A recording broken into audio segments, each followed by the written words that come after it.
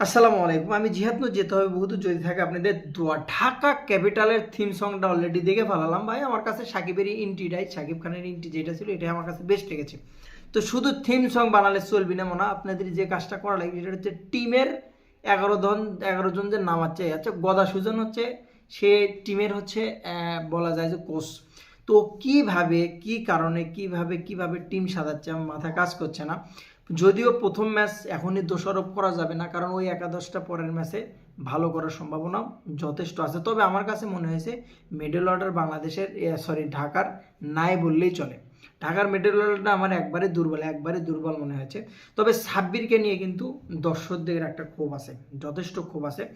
কারণ সাব্বিরের বিষয়ে যদি বলি, দেখেন টি10 কিন্তু ভালো করেছে, সে লঙ্কার টি10 যথেষ্ট ভালো করেছে, জিমাফরতে যথেষ্ট ভালো করেছে, এনসিএলটা যদিও খেলে নাই, ভালো টাচে আছে, দেখার মতো আছে। হয়তো বা গদা সুজন যে জিনিসটা মনে করেছে যে হয়তো বা 1 ম্যাচ বা 2 ম্যাচ পরে হাবিবুরকে হয়তো বা এখানে ট্রাই করাচ্ছে। জানেন হাবিবুর কি পরিমাণ হার্ড হিটার, এবং এনসিএলের যে পরিমাণ ফিটাইছে রে ভাই বলারদের দেখার মতো।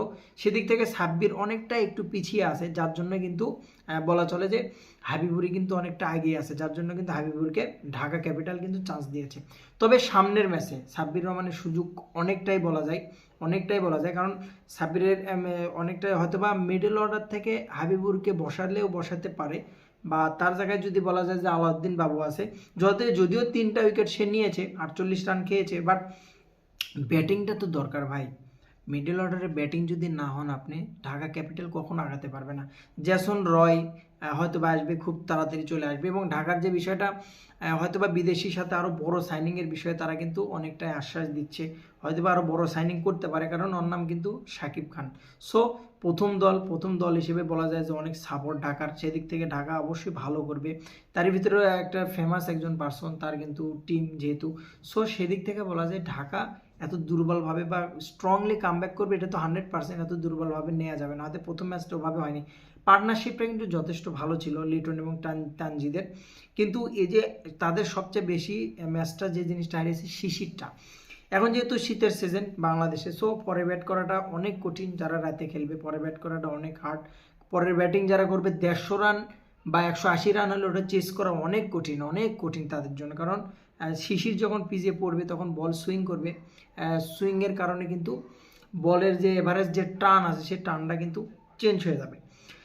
স্পেশালি সাব্বিরের বিষয়ে আমি আবার একটু আসতে চাই, সেটা হচ্ছে সাব্বিরকে সুযোগ দেওয়া উচিত, সাব্বিরকে চান্স দেওয়া উচিত। যদি ঢাকা ক্যাপিটাল মনে করে যে না, তাকে অনেকদিন দলের বাইরে আছে, খেলছে না, হয়তো বা তাকে সুযোগ দিলে সেই কতটুকু নিজেকে মেলে ধরতে পারবে, যদি এই কনফিউশনে থাকে তো অনেকটাই ভুল করবে। সবচেয়ে বড় যেটা, পেরেরাকে অধিনায়ক করাটা আমার কাছে খুবই অপছন্দের।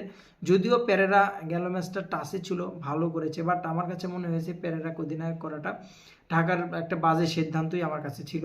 সেদিক থেকে আমি মনে করি যে হয়তো বা লিটনকে অধিনায়ক, লিটন হয়তো চাপমুক্ত হয়ে অতটা ভালো যে খেলেছে তা না, 27 বলে 32 31 এরকমটা না, বাট আমি মনে করি ঢাকা কামব্যাক করবে খুব দ্রুতই। বেস্ট অফ লাক সাব্বিরকে টিমে নেক, সাব্বির আবার দলে ফিরুক, কে কামনা করছি। ভালো থাকবেন, আসসালামু আলাইকুম।